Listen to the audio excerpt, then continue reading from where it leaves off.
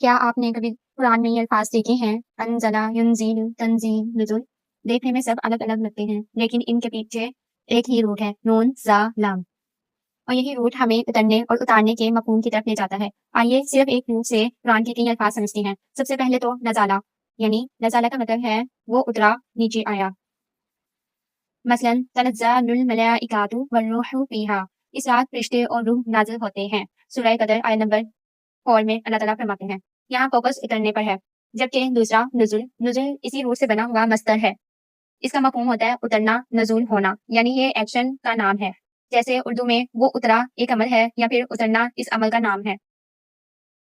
انزلہ کہتے ہیں کہ اس نے اتارا یا پھر نازل کیا، یعنی یہاں کسی چیز کے خود اترنے کے بجائے کسی کے اتارنے کا مفہوم سامنے آتا ہے۔ مثلا انزل من السماء ماء، اس نے آسمان سے پانی اتارا۔ سورہ بقرہ آیت نمبر 22 میں اللہ تعالیٰ فرماتے ہیں ینزل، ینزل کہتے ہیں کہ وہ اتارتا ہے یا پھر نازل کرتا ہے، یہ پریزنٹ یا پھر فیوچر فارم ہوتا ہے انزلہ کا۔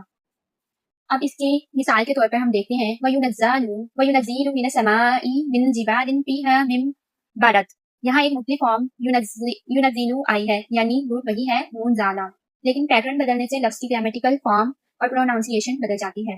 اب اس کے بعد انزیلا پر آ جاتے ہیں۔ اب یہ انزیلا پیسے فارم ہوتا ہے، اس کا مطلب ہوتا ہے نازل کیا گیا یا پھر اتارا گیا۔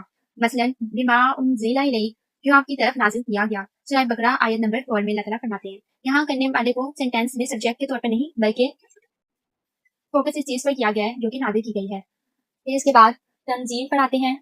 یہ ایک بہت خوبصورت لفظ ہے جو کہ تنزیل ہے، یہ بھی اسی روٹ کا یعنی نون زا لام سے بنا ہے۔ اس کا مفہوم نازل کرنا، نازل کیا جانا ہے۔ قرآن میں آتا ہے تنزیل العزیز الرحیم، یہ غالب نہایت رحم کرنے والے کی طرف سے نازل کرتا ہے۔ سورہ یاسین آیت نمبر 5 میں اللہ تعالیٰ فرماتے ہیں۔ تو اب ایک بار سب کو ساتھ دیکھ لیتے ہیں، نزالہ، نزول، انزلہ، ینزل، انزیلا، تنزیل، اور سب کے پیچھے ایک ہی روٹ ہے۔ یہی قرآن کی عربک کا حسن ہے۔ ایک ہی روٹ کو سمجھنے سے آپ قرآن میں آنے والے بہت سے الفاظ کو پہچاننا شروع کر دیتی ہیں۔